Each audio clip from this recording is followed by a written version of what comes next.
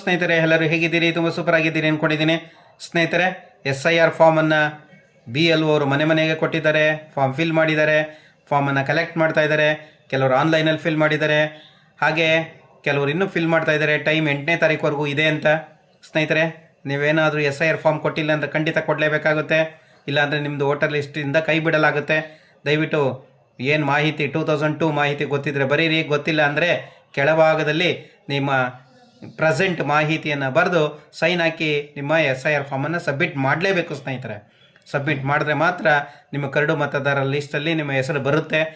Notice ಬರ್ಬೋದು, ಆವಾಗ answer ಮಾಡಲಿಕ್ಕೆ ನಮ್ಮ ಹತ್ರ ಡಾಕ್ಯುಮೆಂಟ್ಸ್ ಇರುತ್ತೆ, ಎಲ್ಲ ಅವಕಾಶ ಇದೆ. ಸ್ನೇಹಿತರೆ, ನಾವು ಈ ದಿನ ಈ ವಿಡಿಯೋದಲ್ಲಿ ನಮ್ಮ ವೋಟರ್ ID-ಯಲ್ಲಿ ಕೆಲವೊಂದು ಸ್ಪೆಲ್ಲಿಂಗ್ ಮಿಸ್ಟೇಕ್ ಇದೆ, ಡೇಟ್ ಆಫ್ ಬರ್ತ್ ಮಿಸ್ಟೇಕ್ ಇದೆ, ಹಾಗೆ ನಾನು ಮನೆ ಅಡ್ರೆಸ್ಸು ಚೇಂಜ್ ಆಗಿದೆ. ಬಾಡಿಗೆ ಮನೇಲಿದ್ದೆ, ಬೆಂಗಳೂರಲ್ಲಿದ್ದೆ, ಈಗ ಮೈಸೂರಲ್ಲಿದ್ದೀನಿ. ಈ ಥರ ಕೆಲವೊಂದು ಸಮಸ್ಯೆಗಳು ಎದುರಿಸ್ತಾ ಇದ್ದೀವಿ. ಇದನ್ನು ಎಲ್ಲಿ ಮಾಡಬೇಕು, ಹೇಗೆ ಮಾಡಬೇಕು, ಆನ್ಲೈನಲ್ಲೇ ಮಾಡ್ಬೋದಾ? ಎಸ್ ಸ್ನೇಹಿತರೆ, ಆನ್ಲೈನಲ್ಲೇ ಮಾಡ್ಬೋದು.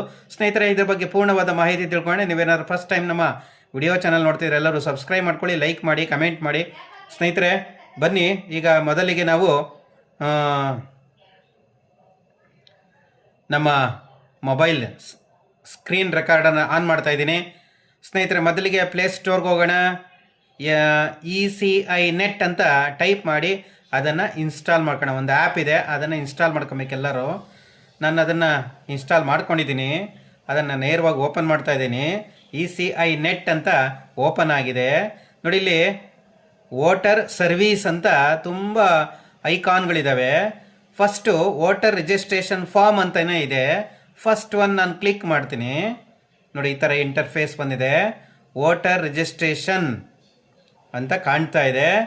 ಸ್ಪೆಷಲ್ ಇಂಟೆನ್ಸಿವ್ ರಿವಿಷನ್ SIR 2026 ಅಂತ ತೋರಿಸ್ತಾ ಇದೆ.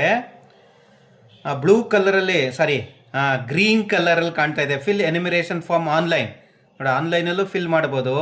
ಕೆಲವರಿಗೆ SIR ಫಾರ್ಮ್ ಸಿಕ್ಕಿಲ್ಲ, ನಾನು ದುಬೈನಲ್ಲಿದ್ದೀನಿ, ಅಮೇರಿಕಾದಲ್ಲಿದ್ದೀನಿ, ಅಥವಾ ನಾನು ಔಟ್ ಆಫ್ ಕಂಟ್ರಿನಲ್ಲಿದ್ದೀನಿ, ಔಟ್ ಆಫ್ ಸ್ಟೇಟಲ್ಲಿದ್ದೀನಿ ಅನ್ನೋರು ಎಲ್ಲ ಆನ್ಲೈನಲ್ಲಿ ಮಾಡ್ಬೋದಲ್ಲ, ಅದಕ್ಕೂ ಅವಕಾಶ ಇದೆ.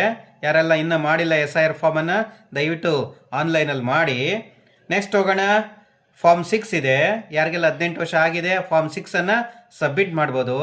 ಯಾರೆಲ್ಲ ಈ ಒಂದು ವಿಡಿಯೋ ನೋಡ್ತಾ ಇರೋ 100 ಲೈಕ್ಸ್ ಕೊಟ್ಟಿದ್ದೆ ಆದರೆ ನಮ್ಮ ಫಾರ್ಮ್ 6ಅನ್ನು ಯಾವ ರೀತಿ ಭರ್ತಿ ಮಾಡೋದನ್ನು ಖಂಡಿತ ನಾನು ಹೇಳ್ಕೊಡ್ತೀನಿ.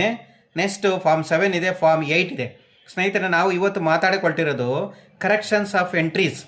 ನಿಮ್ಮ ವೋಟರ್ ID-ಯಲ್ಲಿ ಹೆಸರಲ್ಲಿ ಸ್ಪೆಲ್ಲಿಂಗಲ್ಲಿ ಏನಾದರೂ ಮಿಸ್ಟೇಕ್ಸ್ ಇದ್ದರೆ, ಡೇಟ್ ಆಫ್ ಬರ್ತ್ ಮಿಸ್ಟೇಕ್ಸ್ ಇದ್ದರೆ, ಅಥವಾ ಅಡ್ರೆಸ್ ಚೇಂಜ್ ಇದ್ದರೆ, ಇದಕ್ಕೆಲ್ಲನೂ ಇಲ್ಲಿ ನಾವು ಎಂಟ್ರಿಯನ್ನು ಮಾಡಿ ಬದಲಾವಣೆ ಮಾಡ್ಕೊಳ್ಳಲಿಕ್ಕೆ ಅವಕಾಶ ಕೊಟ್ಬಿಟ್ಟಿದೆ. ಕೆಲವರೆಲ್ಲ ಮುಂದೂ ತಿಂಗಳಿಂದ SIR ಪ್ರೋಗ್ರಾಮ್ ನಡೀತಾ ಇದೆ, ಈಗ ಬಿಟ್ಟಿಲ್ಲ ಅಂತ ಹೇಳ್ತಾಯಿದ್ರು.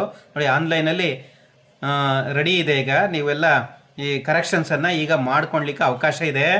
ಎಲ್ಲರೂ ಮನೆಯಲ್ಲೇ ನಿಮ್ಮ ಮೊಬೈಲ್ ಮೂಲಕನೇ ನೀವು ಕರೆಕ್ಷನ್ಸನ್ನು ಮಾಡ್ಕೊಬೋದು. ಫಾರ್ಮ್ 8 ಅನ್ನೋದನ್ನು ನಾನು ಕ್ಲಿಕ್ ಮಾಡಿದ್ದೀನಿ. ಕ್ಲಿಕ್ ಮಾಡ್ತಾ ಇದ್ದಂಗೆ ನೋಡಿ, ನನ್ನ ಹೆಸರು ಸಹ ಅಲ್ಲಿ ತೋರಿಸ್ತಾ ಇದೆ. ನೆಕ್ಸ್ಟ್ ಕೆಳಗಡೆ ಹೋದರೆ ಲೆಟ್ಸ್ ಸ್ಟಾರ್ಟ್ ಅಂತ ತೋರಿಸ್ತಾ ಇದೆ, ಅಲ್ಲಿ ಕ್ಲಿಕ್ ಮಾಡಿದ್ದೀನಿ. Next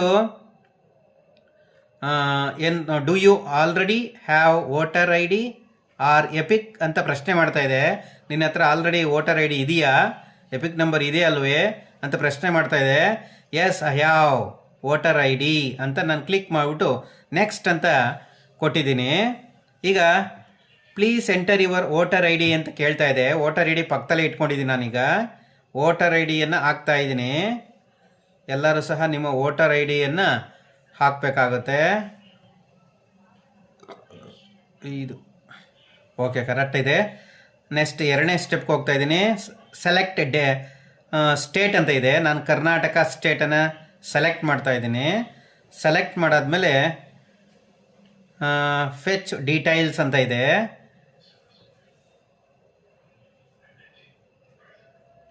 okay, V have found this record for your enter voter ID. ನೀವು ಎಂಟ್ರಿ ಮಾಡಿರೋ ವೋಟರ್ ID ಪ್ರಕಾರ ನಿಮ್ಮ ಹೆಸರು ಕರೆಕ್ಟಾಗಿದೆ, ಕಾಣಿಸ್ತಾ ಇದೆ, ರೆಕಾರ್ಡೆಲ್ಲ ಇದೆ ಅಂತ ಹೇಳ್ತಾ ಇದೆ.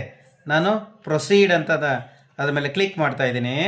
ಎಸ್, ನನ್ನ ಎಪಿಕ್ ನಂಬರು, ನನ್ನ ಹೆಸರು, ನನ್ನ ಏಜು, ಜೆಂಡರು, ತಂದೆ ಹೆಸರು, ಅಸೆಂಬ್ಲಿ, ನಾನು ಯಾವ ಅಸೆಂಬ್ಲಿಯಲ್ಲಿ ವೋಟ್ ಮಾಡ್ತಾ ಇದ್ದೆ, ಬೆಂಗಳೂರು ಅರ್ಬನ್ನು, ಕರ್ನಾಟಕ, ಪಾರ್ಟ್ ನಂಬರ್ ಇದೆ, ಪಾರ್ಟ್ ನೇಮ್ ಇದೆ, ಸೀರಿಯಲ್ ನಂಬರ್ ಇದೆ, ಎಲ್ಲ ತೋರಿಸ್ತಾ ಇದೆ. ಇದೆಲ್ಲ ಕರೆಕ್ಟಾಗಿದೆ.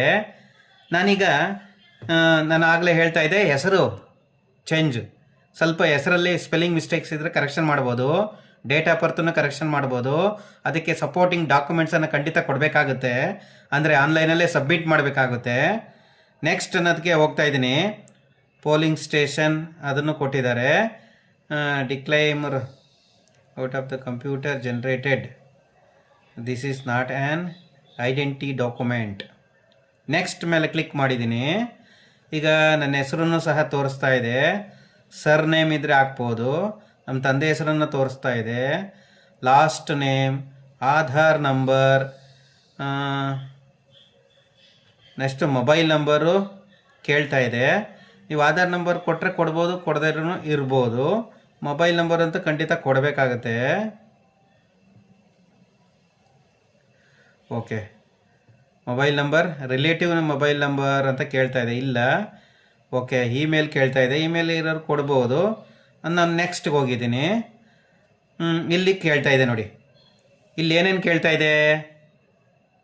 ಕೆಲವರೆಲ್ಲ ಪ್ರಶ್ನೆ ಮಾಡ್ತಾ ಇದ್ರು ಇದುವರೆಗೂ. ನಂದು ಸ್ಪೆಲ್ಲಿಂಗ್ ಮಿಸ್ಟೇಕ್ ಇದೆ, ಹೆಸರಿನಲ್ಲಿ ಸ್ಪೆಲ್ಲಿಂಗ್ ಮಿಸ್ಟೇಕ್ ಇದೆ, ಕರೆಕ್ಷನ್ ಆಗಬೇಕು. ಇಲ್ಲಿ ಫಸ್ಟ್ನೇದು ಏನು ಕೇಳ್ತಾ ಇದೆ ಅಂದರೆ ಶಿಫ್ಟಿಂಗ್ ಆಫ್ ರೆಸಿಡೆನ್ಸಿ ಕೇಳ್ತಾ ಇದೆ. ನಿಮ್ಮ ಮನೆಯನ್ನು ಶಿಫ್ಟಿಂಗ್ ಮಾಡಿದ್ದೀರಾ ಅಂತ ಒಂದು ಲೈನಲ್ಲಿದೆ. ಎರಡನೇ ಲೈನಲ್ಲಿ ನಿಮ್ಮದು ಕರೆಕ್ಷನ್ಸ್ ಇದೆಯಾ ಅಂತಲೂ ಕೇಳ್ತಾ ಇದೆ. ಎಲೆಕ್ಟ್ರಲ್ ರೋಲಲ್ಲಿ ಕರೆಕ್ಷನ್ಸ್ ಇದೆಯಾ ಅಂತ. ಮೂರನೇದು replacement voter I D without correction. Voter I ಡಿಯಲ್ಲಿ ಏನಾದರೂ ಕರೆಕ್ಷನ್ಸ್ ಇದೆಯಾ, ಇಶ್ಯೂ ಇದೆಯಾ ರೀಪ್ಲೇಸ್ಮೆಂಟಲ್ಲಿ ಅಂತಲೂ ಕೇಳ್ತಾ ಇದೆ. Request for marking as persons with disability, ಈ ಥರದ್ದೆಲ್ಲ ಪ್ರಶ್ನೆ. ಚೂಸ್ ಎನಿ ಒನ್ ಅಂತ ಕೇಳ್ತದೆ. Submit application for shifting or residency, ಈ ಥರದ್ದೆಲ್ಲ ಪ್ರಶ್ನೆ ಕೇಳ್ತಾ ಇದೆ. ನಾನೀಗ ಶಿಫ್ಟಿಂಗ್ ಅಂತ ತೋರಿಸ್ತಾ ಇದ್ದೀನಿ. ಈಗ ನೆಕ್ಸ್ಟ್ ಮೇಲೆ ಕ್ಲಿಕ್ ಮಾಡ್ತಾ ಇದ್ದೀನಿ. ಶಿಫ್ಟಿಂಗ್ ಆದರೆ ನೋಡಿ ಇಲ್ಲಿ ತೋರಿಸ್ತಾ ಇದೆ ಏನು, ಹೌಸ್ ನಂಬರ್ ಏನು, persons ordinary residency, full address ಬರೀಬೇಕಾಗುತ್ತೆ ನೀವು, ಸ್ಟ್ರೀಟ್ ಏರಿಯಾ, ಆಮೇಲೆ locality, town village, post office, ಆಮೇಲೆ ಪಿನ್ ಕೋಡು, ಆಮೇಲೆ ಯಾವುದು taluk, next state, district, assembly constituency, next select address proof ಅಂತ ಕೇಳ್ತಾ ಇದೆ. ನೋಡಿ ಇಲ್ಲಿ ಡಾಕ್ಯುಮೆಂಟ್ಸನ್ನು ನೀವು ಸಬ್ಮಿಟ್ ಮಾಡಬೇಕಾಗುತ್ತೆ. ಕೆಳಗಡೆ ಬನ್ನಿ, ನೋಡಿ ಇಲ್ಲಿ ಅಪ್ಲೋಡ್ ದ ಸಪೋರ್ಟಿಂಗ್ ಡಾಕ್ಯುಮೆಂಟ್ಸ್. ನೀವು ಸಪೋರ್ಟಿಂಗ್ ಡಾಕ್ಯುಮೆಂಟ್ಸನ್ನು ಇಲ್ಲಿ ಅಪ್ಲೋಡ್ ಮಾಡಬೇಕಾಗತ್ತೆ. ಸ್ನೇಹಿತರೆ ನೋಡಿ, ಈ ರೀತಿ ನೀವು ತಿಳ್ಕೊಂಡು ನಿಮ್ಮ 2 MB ವರ್ಗು ನೀವು ಈ ಡಾಕ್ಯುಮೆಂಟ್ಸನ್ನು ಸೈಜು ಎಷ್ಟಿರಬೇಕು, JPG ಅದನ್ನೆಲ್ಲ ತೋರಿಸ್ತಾ ಇದೆ, ಅದನ್ನು ಅಪ್ಲೋಡ್ ಮಾಡಿ. ಸ್ನೇಹಿತರೆ ಈ ಮಾಹಿತಿಗಳೆಲ್ಲ ನಾನು ವಿಡಿಯೋಗೋಸ್ಕರ ಇಲ್ಲಿ ತೋರಿಸ್ತಾ ಇದ್ದೀನಿ. ನೆಕ್ಸ್ಟ್ ನಾನು ಹಿಂದೆ ಹೋಗ್ತೀನಿ, ಮತ್ತೆ ಫಾರ್ಮ್ 8A ಓಪನ್ ಆಗುತ್ತೆ, ಕರೆಕ್ಷನ್ಸ್ ಆಫ್ ಎಂಟ್ರೀಸು. ಅಲ್ಲಿ ನೀವು ಯಾವುದನ್ನು ಅಪ್ಲೈ ಮಾಡ್ತೀರಾ ಅದರ ಮೇಲೆ ನೆಕ್ಸ್ಟ್ ಕ್ಲಿಕ್ ಮಾಡೋಣ. Select date, select state Karnataka, fetch details, we have found this record ಫೌಂಡಲ್ಲಿ ಪತ್ತೆ ಹಚ್ಚಲಾಗಿದೆ. ಇಲ್ಲಿ ನೀವು ಏನೇನು ಕರೆಕ್ಷನ್ಸ್ ಮಾಡ್ಕೊಬೇಕು, ಶಿಫ್ಟಿಂಗ್ ಮಾಡ್ಕೊಬೇಕಾ, ಡೇಟ್ ಆಫ್ ಬರ್ತ್ ಏನಾದರೂ ಕರೆಕ್ಷನ್ಸ್ ಇದೆಯಾ,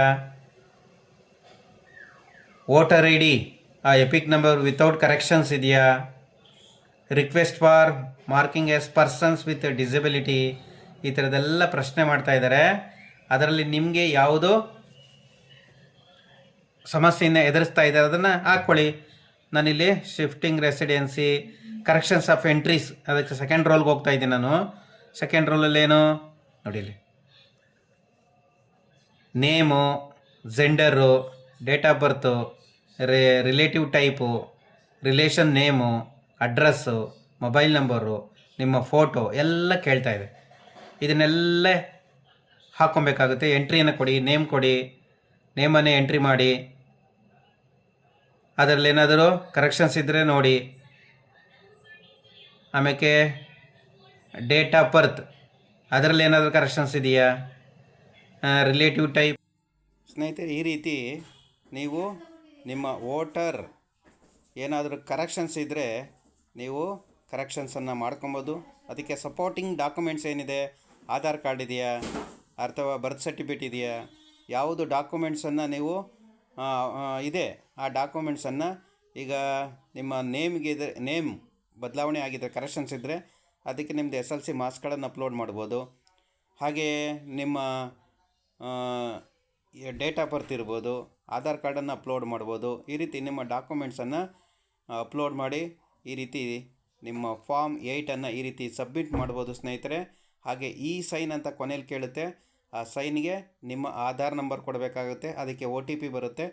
ನಂತರ ಅದು ಸಕ್ಸಸ್ಫುಲ್ ಆಗುತ್ತೆ ಸ್ನೇಹಿತರೆ, ಸಬ್ಮಿಟ್ ಆಗುತ್ತೆ. ಸ್ನೇಹಿತರೆ, ಇದ್ರ ಬಗ್ಗೆ ನಿಮ್ಗೆ ಏನಿಸ್ತಾ ಇದೆ? ಹಾಗೆ ವೋಟರ್ ಕರೆಕ್ಷನ್ ಬಗ್ಗೆ ತುಂಬ ಜನ ಸ್ನೇಹಿತರು ಕೇಳ್ತಾಯಿದ್ರು. ಈ ರೀತಿ ಕರೆಕ್ಷನ್ಸನ್ನು ಮಾಡ್ಕೊಬೋದು. ನೀವು ಮುಂದಿನ ತಿಂಗಳು 8ನೇ ತಾರೀಕು ಆದಮೇಲೆ ಈ ಕರೆಕ್ಷನ್ಸ್ ಎಲ್ಲ ಬರುತ್ತೆ ಸ್ನೇಹಿತರೆ. ನಮ್ಮ ಹೊಸ ಚಾನಲನ್ನು ನೋಡ್ತಾ ಇದ್ದರೆ ಎಲ್ಲರೂ ಸಬ್ಸ್ಕ್ರೈಬ್ ಮಾಡ್ಕೊಳ್ಳಿ, ಲೈಕ್ ಮಾಡಿ. ಮುಂದಿನ ಎಪಿಸೋಡಲ್ಲಿ ಮತ್ತೆ ಭೇಟಿಯಾಗೋಣ. ಎಲ್ಲರಿಗೂ ಧನ್ಯವಾದ. Thank you so much.